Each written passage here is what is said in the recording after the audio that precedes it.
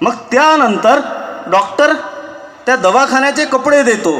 म्हणजे आपण काय केलेलं आहे, एक रोगमुक्त होण्यासाठी आपण ते कपडे परिधान केले.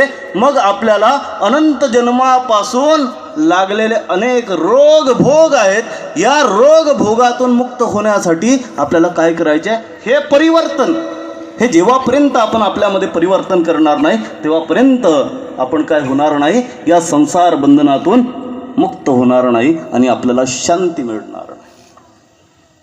डॉक्टर म्हणतो आता वस्त्र बदललेत, आता काय आहे, ऑपरेशन थिएटरमध्ये त्याला घेऊन जाण्यात येते. ऑपरेशन थिएटरमध्ये घेऊन गेल्याच्या नंतर म्हणतो खिशामध्ये काही आहे काय ते काढून ठेवा, हातामध्ये काही आहे काय ते काढून ठेवा, गळ्यामध्ये काही आहे काय ते सर्व काढून ठेवा, सर्व संपत्ती जे आहे ते सर्व काढून ठेवायला सांगतात. आणि मग आता फक्त आणि फक्त काय, डॉक्टर आणि पेशंट एवढंच असते. जर मग त्याच्यानंतर काय होते, ती ऑपरेशनची प्रक्रिया सुरू होते. ऑपरेशनची प्रक्रिया झाल्याच्या नंतर ऑपरेशन सक्सेसफुल होतो, पेशंट वाचतो. आपल्याला सुद्धा आपल्या जीवनामध्ये प्रत्येक रोगातून भोगातून जर व्हायचं असेल, मुक्त व्हायचं असेल, तर आपल्याला काय करावं लागेल की त्या परमेश्वराला अशा पद्धतीने अनन्यतेने त्या ठिकाणी आपण किंतु परंतु डॉक्टरच्या ठिकाणी करत नाही, त्याचप्रमाणे आपण इकडेही किंतु परंतु करायचं नसतं. या ठिकाणी आपल्याला सांगितलेलं आहे, दादांनी सांगितलं की माकोड्याच्या दृष्टांताप्रमाणे आपल्याला आपल्या धर्माचं आचरण करायचे आहे. की तो माकोडा ज्याप्रमाणे धड तुटल्याही जीवे परमेश्वरा ते न सोडावे, माकोडा ज्या वेळेला आपल्याला चावतो, चावल्याच्या नंतर त्याला आपण असं झटकलं, त्याचे जे आहे धड तुटतो आणि मुंडकं मात्र चिटकून राहते. ते मुंडकं जे आहे ते आपण किती जरी काढलं ना, काढण्याचा प्रयत्न जरी केला तरी पण ते चिटकूनच राहते. त्याप्रमाणे आपल्याला कितीही जरी काही जरी झालं, आज आपण बघतोय धर्मांतराचे प्रकार एवढे वाढलेत. अलीकडे थोडंसं जर काही जर झालं, एखादा जर रोग जर झाला, या डॉक्टरकडे जर बरं होत नाही, लगेच दुसरा डॉक्टर, तोही डॉक्टर त्याही डॉक्टरकडे जर फरक जर पडला नाही तर लगेच देवच बदलवायचा. आता पर्यायच नाही, कारण दोष कोणावर देतो आपण, दोष हे मग सर्व काही झाल्याच्या नंतर देवावर, देवा तुझ्यामुळे हे झालं, देवा तुझ्यामुळे अमकं झालं. अरे पण आपण जे जोडलेलो आहोत ते कोणाला भोगून द्यायचं, आपण जोडलोय ना, ह्या जन्मामध्ये आपण व्यवस्थितपणात वागत असू. आता आपल्याला सर्व काही जाणीव झालेली आहे म्हणून आपण व्यवस्थित वागतोय, परंतु याच्या मागच्या जन्मामध्ये आपण काय केलेलं आहे आपल्याला माहिती आहे काय, आपण किती लबाड्या केल्या, आपण कोणाशी खोटं बोललोय, आपण किती चोऱ्या केल्यात आपल्याला माहिती आहे काय. जे जे आपण मागे केलंय, प्रारब्ध जे आपले कर्म आहेत ते प्रारब्ध कर्म आपल्याला याच देही भोगावं लागतील.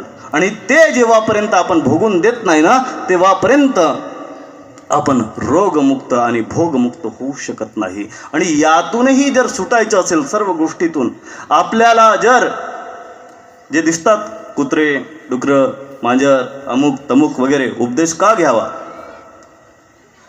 जर ह्या सर्व योनीत जर जायचं नसेल, आज आपण बघतोय झाडं दिसतात आपल्याला, उन्हाळा असो पावसाळा असो हिवाळा असो, पाऊस किती जरी धोधो जरी आला तरी पण त्याला रेनकोट कोणी घालून देत नाही. देतात काय, त्याला छत्री कोणी देत नाही झाडाला. एवढी ऊन तापली तरी पण त्याला एक साधासा पंखा नसतो. एवढे हे दुःख आहेत. स्वामी दायंबाला म्हणतात अधड तरू निरूपण, डोमेग्रामची लीळा आहे. स्वामी दायंबाला घेऊन स्वामी जे आहेत ते वेरणाला जातात, सोबत जे आहेत ते दायंबा आहेत. स्वामी दायंबाला म्हणतात हे बघा, भोजया येत अनुसरी जे ना तरी ऐशिया अधोपरीचिया वृक्षा होई जेल गा, आणि मग अनंत काळ दुःख भोगी जतीची असी जेल. तुम्हाला म्हणजे जर वडाचं जर झाड जर असेल तर त्या वडाच्या झाडाला हजारो वर्षापर्यंत जगावं लागतं, एवढं आयुष्य आहे त्याला. पिंपळाच्या झाडाला 500 वर्षापर्यंत जगावं लागतं, एवढं आयुष्य आहे. एवढ्या आयुष्यापर्यंत एवढं दुःख भोगावं लागतं. त्याचप्रमाणे हां बोलायचं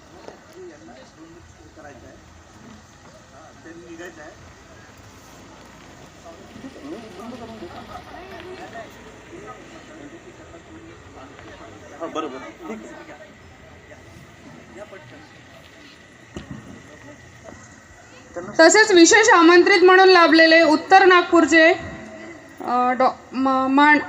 आमदार माननीय डॉक्टर नितीनजी राऊत यांचे आगमन झालेले आहे.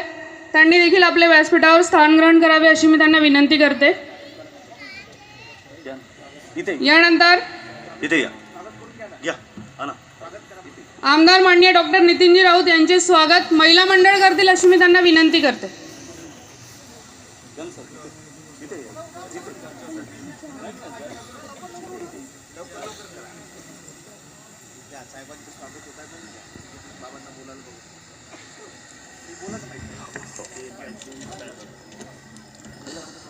माननीय श्री नितीनजी राऊत साहेब, उत्तर नागपूर आमदार साहेबांचं जे कर्तृत्व आहे ते खूप मोलाचे आहे. आणि या ठिकाणी जो स्वागत सत्कार जो होतोय ना, हे सत्कार म्हणजे त्यांनी केलेल्या सत्कार्याचं या ठिकाणी काय होत आहे, गुणानुमोदन होत आहे. आणि आपणा सर्वांनी साहेबांचं अशा पद्धतीने स्वागत करायचे आहे की टाळ्याच्या गडगडाटामध्ये. आणि या ठिकाणी जे आहे साहेब जे आहे ते उत्तमातून उत्तम आपणा सर्वांना अधिकाधिक सुविधा जे आहेत ते उपलब्ध करून देतील.